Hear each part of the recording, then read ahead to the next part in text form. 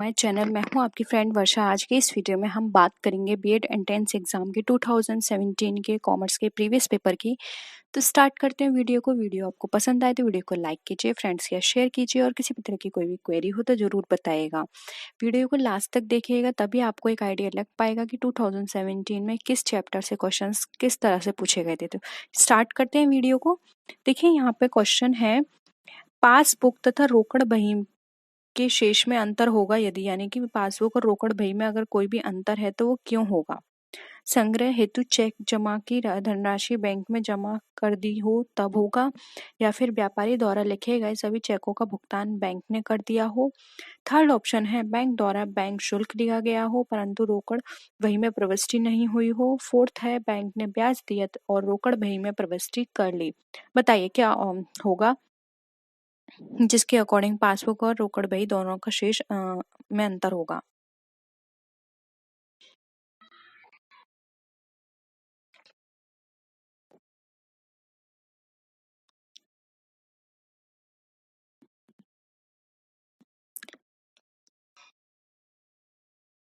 देखिए यहाँ पर है, संग्रह हेतु चेक जमा की राशि बैंक ने जमा कर दी हो तो कोई अंतर होना ही नहीं चाहिए, तो ये तो कट गया। फिर है, बैंक द्वारा लिखे गए सभी चेकों का भुगतान बैंक ने कर दिया, तो जो हमने लिखे थे उसका भुगतान हो गया, तो ये भी नहीं होगा। फिर है, बैंक ने ब्याज दिया और रोकड़ बही में प्रविष्टि कर ली, तो ये भी ट्रीटमेंट इसका सही हो गया, तो ये भी नहीं होगा। अंतर कहाँ आएगा? ऑप्शन सी में, बैंक द्वारा बैंक शुल्क लिया गया परंतु रोकड़ बही में प्रविष्टि नहीं हुई। बहुत सिंपल था। जब हमने कोई भी ट्रांजैक्शन किया और जिसका उसका जो ट्रीटमेंट होना था, रिकॉर्डिंग होना था, वही रिकॉर्डिंग नहीं हुई तो अंतर तो आना ही है। इसलिए यहाँ पे ऑप्शन सी हमारा राइट आंसर हो जाएगा। होप सबको ये क्वेश्चन क्लियर है। नेक्स्ट मूव करते हैं। अवास्तविक संपत्तियों में सम्मिलित किया जाता है प्रारंभिक व्यय, अभिगोपन कमीशन, विकास व्यय, या फिर ये सभी। बताइए क्या होगा आंसर।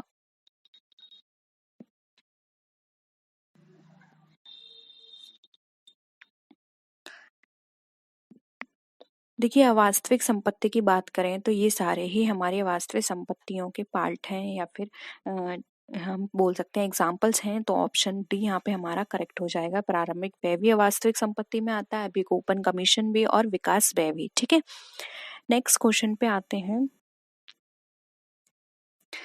व्यापार खाता बनाने का उद्देश्य सकल लाभ अथवा हानि ज्ञात करना, विक्रय पर प्रत्यक्ष व्यय की दर ज्ञात करना, माल की लागत ज्ञात करना, या फिर उपरोक्त सभी। बताइए व्यापार खाता बनाने का क्या उद्देश्य होता है।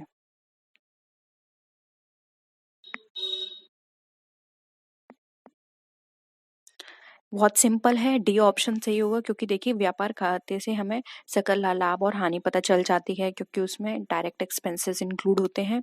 फिर विक्रय पर प्रत्यक्ष व्यय की पता चल जाती है कि विक्रय पर कितना प्रत्यक्ष व्यय हो रहा है, क्योंकि हमने डायरेक्ट एक्सपेंसेस सारे यहाँ पे इंक्लूड किए हैं।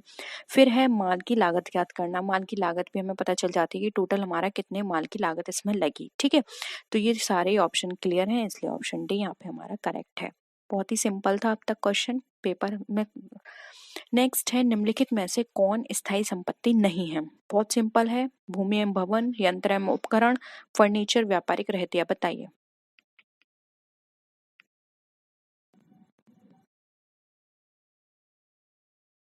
देखिए ऑप्शन डी यहाँ पे सही होगा, क्योंकि व्यापारिक रहतिया जो होता है ये हमारा चालू संपत्ति का पार्ट होता है, ये हमारा स्थायी संपत्ति का पार्ट नहीं होता है। चालू यानी करंट असेट्स, स्थायी यानी कि फिक्स्ड। ये पेपर मैंने इंग्लिश में भी डिस्कस करा है, तो आप इंग्लिश में जाके चेक कर सकते हैं। नेक्स्ट है, तलपट का मिलान प्रभावित होता है केवल एक पक्षीय अशुद्धियों द्वारा, केवल द्विपक्षीय अशुद्धियों द्वारा, ए और बी दोनों के द्वारा, या फिर उपरोक्त में से कोई नहीं। बताइए।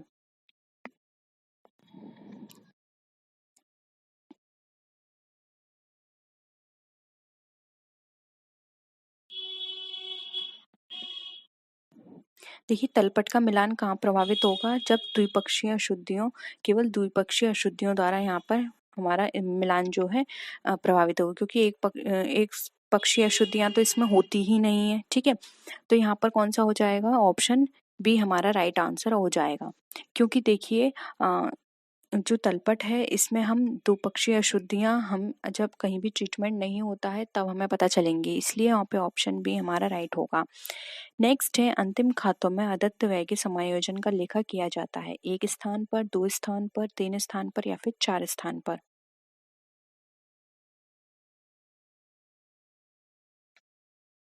बताइए अगर अंतिम खातों में अदत्त व्यय समायोजन लेखा दिया होगा तो हम कितनी जगह उसका ट्रीटमेंट करेंगे?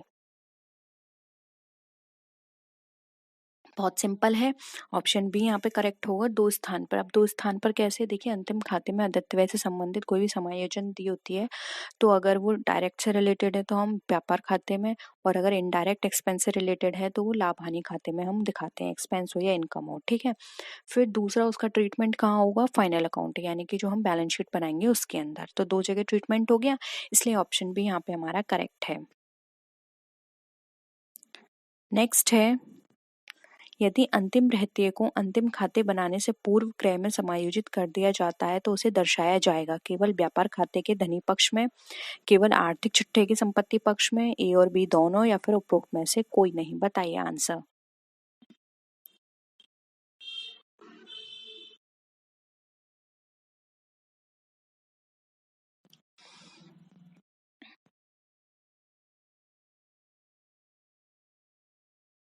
देखिए यहाँ पर दिया है, अगर अंतिम रहतिये को अंतिम खाते बनाते समय क्रय में पहले से ही उसको इंक्लूड कर लिया है तो उसको ट्रीटमेंट फिर व्यापार खाते में नहीं होगा, उसका ट्रीटमेंट सिर्फ आर्थिक चिट्ठे के संपत्ति पक्ष में होगा।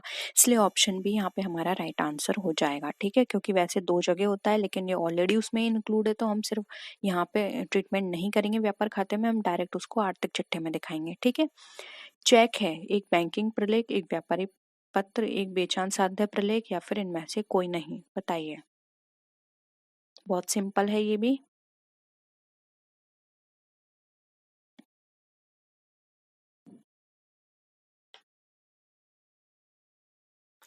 देखिए ऑप्शन सी राइट होगा, एक बेचान साध्य प्रलेख इसलिए क्योंकि चेक को हम ट्रांसफर कर सकते हैं, उस पर किसी का भी नाम लिखें और वो फर्दर ट्रांसफर हो जाएगा, ठीक है। इसलिए ऑप्शन सी यहाँ पे करेक्ट है। नेक्स्ट है, लेटी अथवा समतल नस्तीकरण प्रणाली किससे संबंधित है? शैनन फाइल, तार फाइल, ए और बी दोनों, या फिर संकेत कार्ड। बताइए।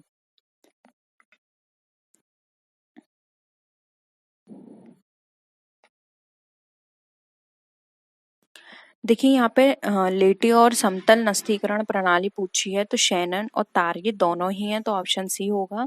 कुछ और हैं इनके नाम, वो आप नोट कर लीजिए, मैं आपको बोल देती हूँ। लेटी अवस्था में जिनको रखा जाता है, देखिए तार फाइल हो गया, फोल्डर फाइल, कार्डबोर्ड फाइल, लोहे की मुड़ी सलाखों वाली फाइल, शैनन फाइल, कबूतर के खानों वाली फाइल, संदूकनुमा फाइल, या फिर गार्ड फाइल। ये सारी फाइल ऐसी हैं जिसमें लेटी हुई अवस्था में रखी जाती हैं, ठीक है। ऑप्शन सी यहाँ पे करेक्ट है।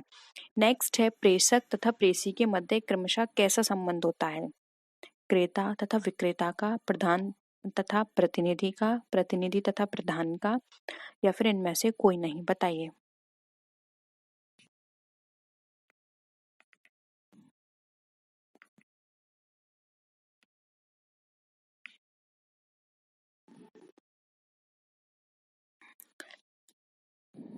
ये आपने पढ़ा होगा, बहुत सिंपल है। जो प्रेषक होता है वो प्रधान कहलाता है और जो प्रेषी होता है वो प्रधान प्रतिनिधि कहलाता है, इसलिए इनके बीच संबंध होता है प्रधान तथा प्रतिनिधि का। ऑप्शन बी यहाँ पे करेक्ट है, क्रेता विक्रेता का नहीं होगा, प्रतिनिधि तथा प्रधान तो ये रिवर्स हो गया, ठीक है। तो ये भी नहीं होगा, इसलिए यहाँ पे ऑप्शन बी करेक्ट है। नेक्स्ट है, पूंजीगत व्यय का लेखा किया जाता है व्यापारिक व लाभानी खाते में, निर्माण खाते में, चिट्ठे में, या फिर उपरोक्त में से कोई नहीं। बताइए क्या होगा इसका आंसर। पूंजीगत व्यय का लेखा कहाँ होगा?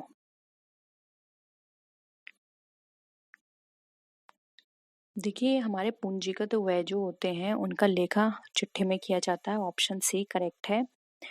नेक्स्ट है, जब बैंक समाधान विवरण रोकड़ पुस्तक के अनुकूल शेष से बनाया जा रहा हो तो निम्न में से कौन सी मद नहीं जोड़ी जाएगी? देखिए 2 तरह के शेष होते हैं, रोकड़ पुस्तक शेष और पासबुक शेष। अब ये रोकड़ पुस्तक के भी अनुकूल शेष से बनाया गया है, ठीक है, क्योंकि ये भी 2 होते हैं, अनुकूल और प्रतिकूल।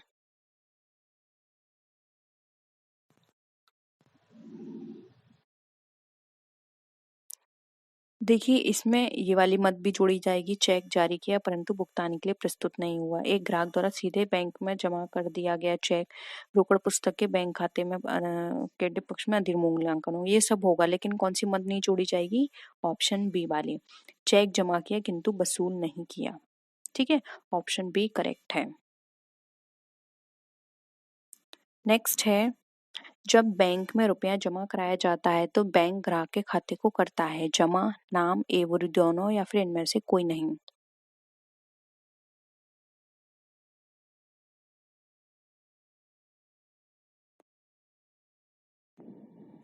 देखिए, जब बैंक में पैसा जमा कराया जाता है तो ग्राहक के नाम जमा किया जाता है, तो ऑप्शन ए करेक्ट होगा।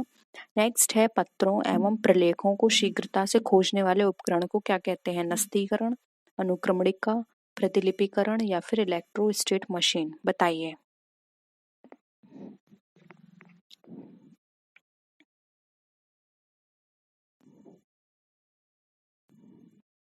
सिंपल है, ऑप्शन बी करेक्ट होगा, क्योंकि अनुक्रमणिका यानी कि इंडेक्स के अकॉर्डिंग हम देख सकते हैं कि हमारा कौन सा पेपर कहाँ पर प्लेस है। ठीक है, तो हम डायरेक्ट उस नंबर पे जाके उसको देख सकते हैं। नेक्स्ट है, फोल्डर फाइल कितने प्रकार की होती है? 1, 2, 3 या 4, बताइए।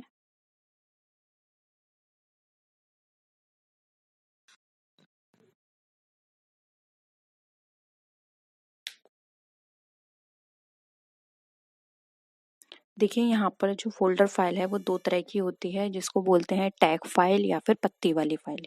एक हो गया टैग, दूसरी होती है पत्ती वाली फ़ाइल।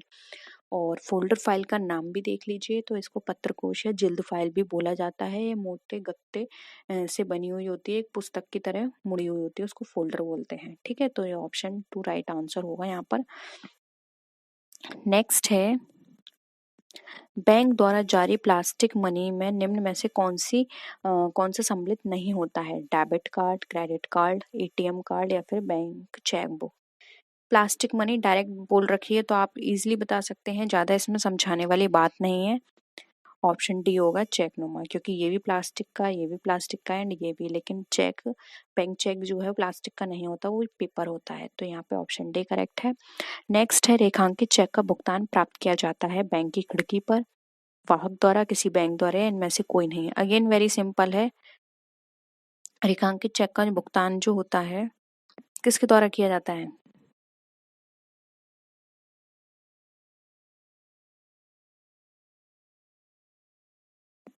किसी भी बैंक द्वारा। ठीक है, लेकिन अगर वहां पे मेंशन है किसी पर्टिकुलर बैंक का नाम तो सिर्फ उस बैंक द्वारा होगा। नेक्स्ट है, खुली अनुक्रमणिका में एक साथ कितने कार्डों को देखा जा सकता है? अनेक, 5, 10 या इनमें से कोई नहीं। अनेक। ठीक है। नेक्स्ट है, आयकर अधिवक्ता के लिए नस्तीकरण की कौन सी पद्धति उपयुक्त है? फोल्डर फाइल, लोहे की मुड़ी सलाखों वाली फाइल, ए और बी दोनों या फिर उपरोक्त में से कोई नहीं।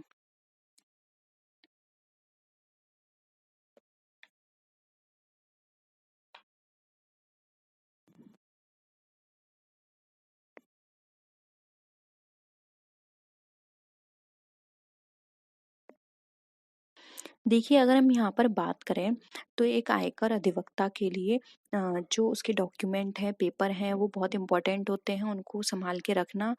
तो उसके लिए जो फाइल उपयुक्त होगी वो होगी फोल्डर, लेकिन ये भी डिपेंड करता है। हम ये नहीं कह सकते कि उसको यही रखनी है या उसके लिए यही अ, आवश्यक है। हम ये नहीं कह सकते, लेकिन फोल्डर उसके लिए बेस्ट है। और ये उस पर डिपेंड करता है कि वो अपने क्लाइंट के अकॉर्डिंग किस तरह की फाइल वहाँ पे यूज करता है। ठीक है, तो ऑप्शन ए यहाँ पे क्वेश्चन के अकॉर्डिंग हो जाएगा। नेक्स्ट है, साधारण कमीशन निकालने का सूत्र क्या है? कुल बिक्री इंटू दर अपॉन 100, नगद बिक्री इंटू दर अपॉन 100, उधार बिक्री इंटू दर अपॉन 100 या फिर इनमें से कोई नहीं।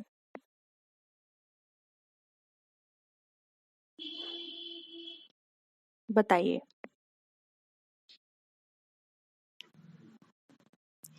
देखिए, इसका राइट आंसर हो जाएगा ए, जो भी उसकी टोटल बिक्री है उसमें जो भी परसेंटेज कमीशन की देनी है वो मल्टीप्लाई करेंगे और डिवाइड कर देंगे 100 से, तो यहाँ पे साधारण कमीशन उसका निकल कर आ जाएगा।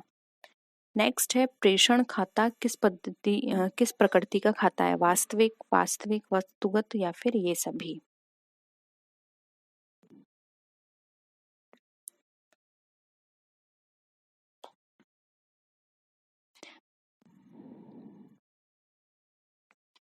देखिए यह एक अवास्तविक खाता होता है, क्योंकि प्रेषण खाता हम क्यों बनाते हैं, लाभ हानि ज्ञात करने के लिए, और लाभ हानि ज्ञात करने के लिए जो खाता बनाया जाता है वो अवास्तविक खाता होता है, इसलिए ऑप्शन ए करेक्ट है। नेक्स्ट है थोक व्यापारी का कार्य नहीं है उत्पादकों से माल क्रय करना, फुटकर व्यापारियों को उधार में माल देना, मांग एवं पूर्ति में संतुलन बनाना या फिर उपभोक्ताओं को ऋण देना, बताइए।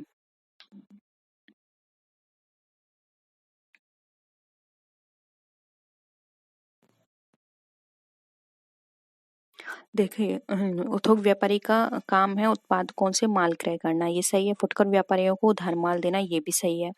मांग एवं पूर्ति में संतुलन बनाना, ये भी करेक्ट है। उसका क्या काम नहीं है, उसका काम नहीं है ये उपभोक्ताओं को ऋण देना, ये उसका काम नहीं होता, ऑप्शन डी करेक्ट है। 2017 का पेपर इतना टफ नहीं था, लेकिन 2020 का पेपर बहुत टफ आया था इसके अकॉर्डिंग, ठीक है। एक आवश्यक वस्तु के लिए मांग की कीमत लोच होती है, शून्य, एक से अधिक या एक से कम, बताइए।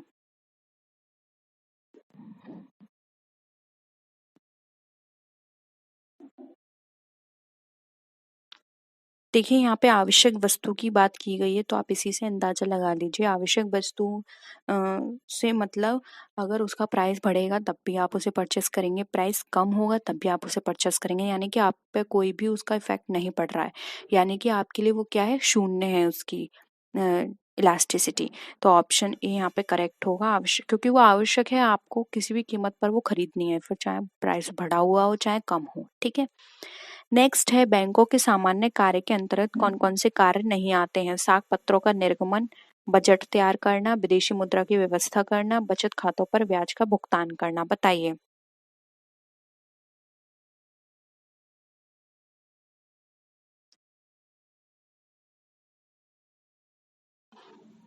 देखिए बजट तैयार करना बैंक का सामान्य कार्य नहीं है, जबकि साख पत्रों का निर्गमन, विदेशी मुद्रा की व्यवस्था और बचत खातों पे ब्याज देना ये इसका कार्य है। सामान्य, ये क्वेश्चन ही थोड़ा घुमा हुआ है, सामान्य कार्य इनको यहाँ पे नहीं देने चाहिए थे, ठीक है।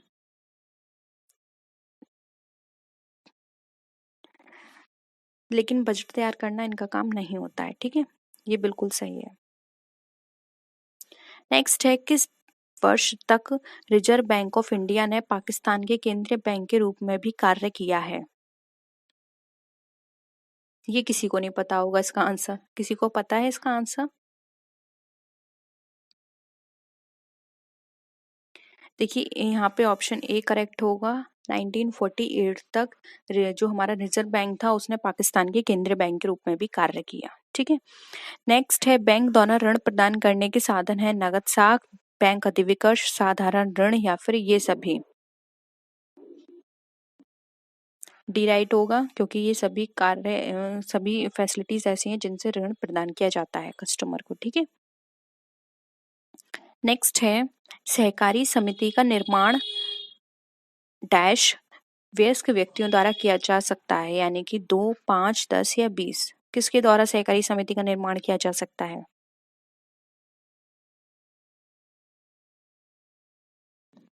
देखिए ऑप्शन यहाँ पे सी करेक्ट होगा, 10 व्यक्तियों से, वयस्क होने चाहिए वो, उनसे निर्माण किया जा सकता है। नेक्स्ट है जब कुल व्यय में परिवर्तन कीमत में परिवर्तन की दिशा में ही होता है तो वहां की लोच होगी, क्या होगी।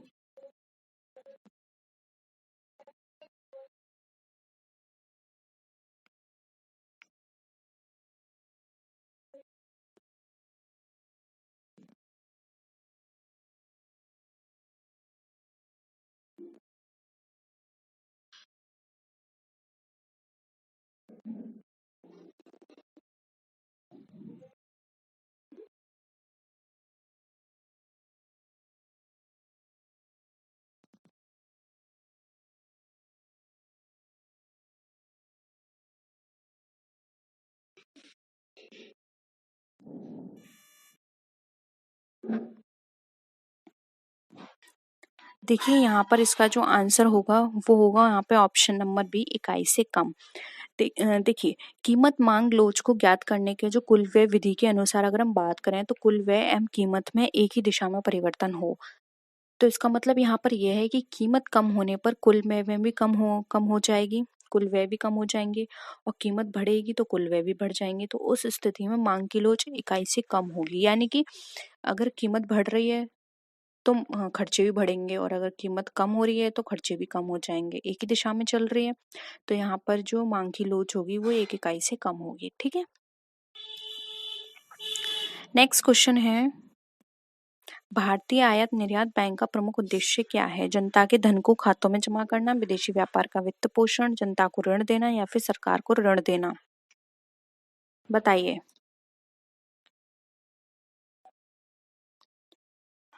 देखिए नाम से ही यहाँ पता चल रहा है आयात निर्यात बैंक, यानी कि जो भी हम विदेशी ट्रांजैक्शंस करते हैं उसके लिए ऋण प्रोवाइड करना।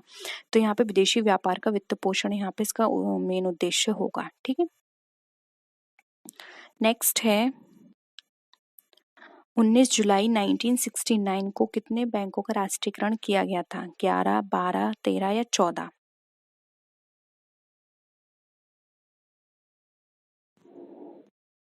राइट आंसर हो जाएगा डी, 14 बैंकों का। और 1980 में जो हुआ था वो 6 बैंकों का हुआ था। ठीक है, यदि किसी वस्तु की मांग रेखा क्षैतिज अक्ष के समांतर हो तो उस वस्तु की कीमत लोच होगी। अत्यधिक लोचदार, पूर्णतः लोचदार, अत्यधिक बेलोचदार, पूर्णतः बेलोचदार? बताइए। देखिए, किसी वस्तु की मांग क्षैतिज अक्ष के समांतर है तो वहां पर जो उसकी कीमत होगी, आंसर करिए।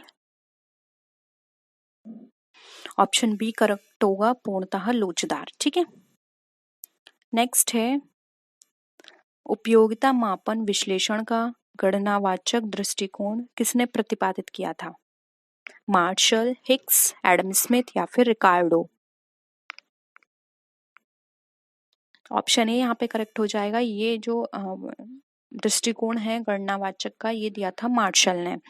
नेक्स्ट है, भारतीय स्टेट बैंक में संचालक मंडल के कितने सदस्य होते हैं? 20, 30, 40 या 22? ऑप्शन ए करेक्ट है, जो संचालक मंडल होते हैं उसमें 20 सदस्य होते हैं। ठीक है,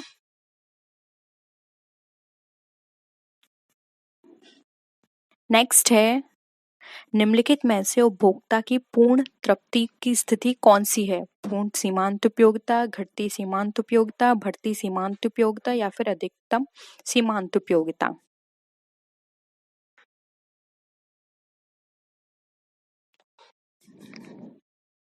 देखिए, पूर्ण तृप्ति की बात की जा रही है तो पूर्ण तृप्ति वहां होगी जहां पे सीमांत यानी कि मार्जिनल यूटिलिटी है वो 0 होगी। और अगर पूर्ण तृप्ति के बाद भी हम एडिशनल यूनिट कंज्यूम करेंगे, लेंगे उसे, तो वहां पर क्या हो जाएगी, वो फिर और घट जाएगी, यानी कि वो नेगेटिव में चली जाएगी। इसलिए पूर्ण तृप्ति होगी 0, तो वहीं पर हमें अपना कंजम्पशन स्टॉप करना है। ठीक है, यानी कि रोक देना है। नेक्स्ट है, सहकारी साख व्यवस्था में शीर्ष बैंक के नाम से जाना जाता है? भारतीय रिजर्व बैंक, भारतीय स्टेट बैंक, राज्य सहकारी बैंक या फिर केंद्रीय सहकारी बैंक? बताइए। यहाँ पे साफ लिखा है सहकारी साख व्यवस्था, तो आंसर ढंग से दीजिएगा। देखिए, सहकारी साख व्यवस्था की बात करिए तो शीर्ष बैंक है राज्य सहकारी बैंक। सिर्फ यहाँ पे बैंकों का शीर्ष बैंक पूछा होता तब हम केंद्रीय बैंक या फिर भारतीय रिजर्व बैंक बोल सकते थे। ठीक है, नेक्स्ट है,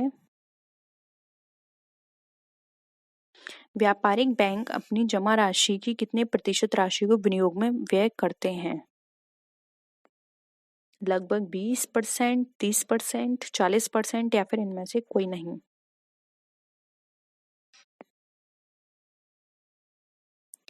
देखिए, व्यापारिक बैंक को अपनी जमा राशि जो होती है उसका 30% इन्वेस्ट करना होता है, तो ऑप्शन बी यहाँ पे करेक्ट होगा। नेक्स्ट है, भारतीय स्टेट बैंक की स्थापना निम्नलिखित में से किस समिति की अनुशंसा पर की गई थी? ए डी गोरवाला, जी सुब्रमण्यम, ए और बी दोनों या फिर इनमें से कोई नहीं?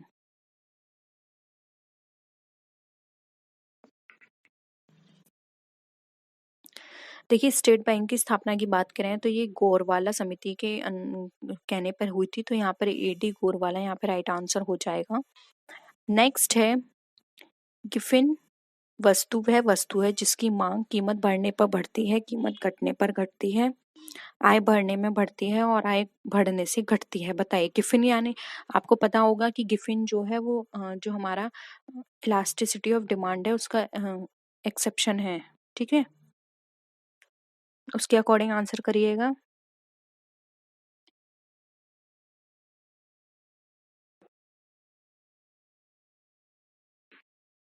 देखिए गिफिन वस्तु वह वस्तु होती है जिसकी जो कीमत घटने से क्या होगी, यहाँ पर वो घटने लग जाती है, निकृष्ट वस्तु भी कहलाती है। ये तो ऑप्शन भी यहाँ पे करेक्ट होगा।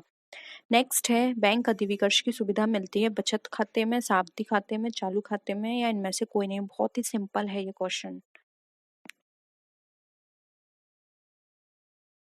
ऑप्शन सी करेक्ट होगा, चालू खाते पर। नेक्स्ट है श्रम के अंतर्गत सम्मिलित हैं मानवीय क्रियाएं, वैधानिक क्रियाएं, मानसिक व शारीरिक दोनों क्रियाएं, उपरोक्त सभी। देखिए श्रम में ये जरूरी नहीं है कि कोई पर्सन फिजिकली काम कर रहा है वो ही होगा, कोई मेंटली यानी कि कोई पर्सन जैसे कि डॉक्टर है, ठीक है, और वकील है, अपने दिमाग से काम करता है, तो मानसिक और शारीरिक दोनों क्रियाएं श्रम में आती हैं, इसलिए ऑप्शन सी करेक्ट है।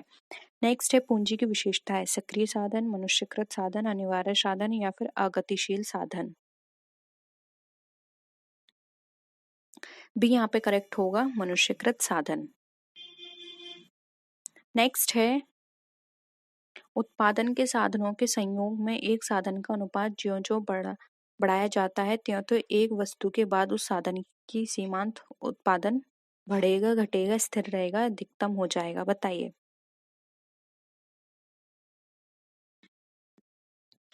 देखिए यहाँ पे अगर हम परिवर्तनशील अनुपात सिद्धांत के अनुसार बात करें तो साधनों के संयोग में परिवर्तनशील साधन के अनुपात को जैसे जैसे बढ़ाएंगे वैसे वैसे एक बिंदु के पश्चात उस साधन की जो सीमांत उपयोगिता है वो घटने लग जाएगी। ठीक है, तो यहाँ पर क्या होगा, आंसर बी करेक्ट होगा, घटेगा। नेक्स्ट है साख मुद्रा होती है, कैसी मुद्रा है साख मुद्रा, ऐच्छिक, वस्तु मुद्रा, पत्र मुद्रा या फिर इनमें से कोई नहीं।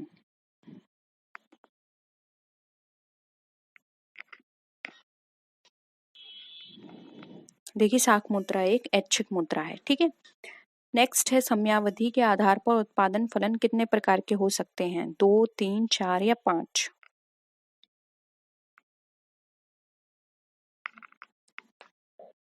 देखिए ऑप्शन जो है यहाँ पे एक वो राइट आंसर होगा। ये दो तरह के होते हैं, कौन कौन से, एक होता है अल्पावधि उत्पादन फलन, दूसरा होता है दीर्घावधि उत्पादन फलन। ठीक है, तो ऑप्शन दो यहाँ पे ऑप्शन ए जिसका आंसर है दो सही है।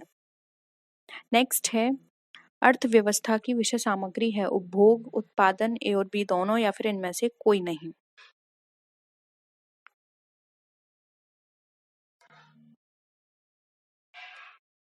अर्थव्यवस्था के में आते हैं कंजम्पशन भी आता है और प्रोडक्शन भी आता है, ये सबको पता है, तो ऑप्शन सी करेक्ट है। नेक्स्ट है आभास लगान की अवधारणा किसकी है, एडम स्मिथ की, कीन्स की, मार्शल की या फिर कार्डो की। ऑप्शन सी सही है, मार्शल की। ठीक है, नेक्स्ट है भारत में चार्टर्ड अकाउंटेंट इंस्टीट्यूट द्वारा अब तक कितने लेखांकन मानक निर्मित किए जा चुके हैं, 30, 31, 32, 29। देखिए सी करेक्ट होगा, 32। ठीक है, 32 मानक आ चुके हैं और वो मानक कौन कौन से हैं वो भी मैंने क्वेश्चंस कराए हुए हैं, उनके एमसीक्यू कराए हैं, उनके पे थ्योरी कराई है, दोनों चीज कराई है, प्लीज चेक करिए, मानक आपके एग्जाम में बहुत पूछे जाते हैं। नेक्स्ट है प्रथम कंपनी अंकेक्षक की नियुक्ति किसके द्वारा की जाती है, ये क्वेश्चन भी बहुत बार करा चुकी थी मैं अपने प्रैक्टिस सेट में। शेयर धारकों द्वारा, प्रबंध मंडल द्वारा, सरकार द्वारा या फिर इनमें से कोई नहीं। देखिए प्रथम की बात की गई है तो प्रथम में शेयर होल्डर तो तब होंगे नहीं, शेयर होल्डर तो बाद में आएंगे, तो प्रथम कंपनी अंकेक्षक जो होता है इसकी नियुक्ति की जाती है प्रबंध मंडल द्वारा और उसके बाद जो अंकेक्षक नियुक्त होता है वो शेयर होल्डर द्वारा किया जाता है। ठीक है, तो ऑप्शन यहाँ पे बी करेक्ट है। नेक्स्ट है कंपनी अंकेक्षक को किस संस्था का सदस्य होना चाहिए? Cost and management institute, institute of company secretaries, institute of chartered accountant या फिर उपरोक्त में से कोई नहीं। देखिए, कंपनी अंकेक्षक की बात करें तो यहाँ पर इसका आंसर होगा institute of chartered accountants, option C correct है। नेक्स्ट है पूंजी खाता है नाम मात्र खाता, व्यक्ति खाता, वास्तविक खाता या फिर इनमें से कोई नहीं। देखिए, पूंजी खाता एक पर्सन को रिप्रेजेंट कर रहा है, इसलिए आपने पढ़ा होगा कोई भी खाता जिसमें जो पर्सन के नाम से हो या फिर पर्सन को रिप्रेजेंट करे वो पर्सनल अकाउंट होता है, यानी व्यक्तिगत खाता है, इसलिए ऑप्शन बी यहाँ पे हमारा करेक्ट है। होप यहाँ पर सारे क्वेश्चंस आपको क्लियर हैं। पेपर इतना टफ नहीं था, बहुत बेसिक चीजें पूछी गई थी, लेकिन अब धीरे धीरे पेपर टफ होता जा रहा है, तो 2021 में हो सकता है कि और भी डिफिकल्ट क्वेश्चन आए, और या इससे आने वाले सालों में भी, तो आपको उसी हिसाब से तैयारी करनी है। वीडियो कैसी लगी जरूर बताइएगा, अपने फ्रेंड्स या शेयर कीजिएगा जिससे कि उनकी भी तैयारी अच्छे से हो पाए। नेक्स्ट वीडियो में फिर मिलते हैं और भी अच्छी वीडियोस के साथ, तब तक के लिए टेक केयर, बाय बाय।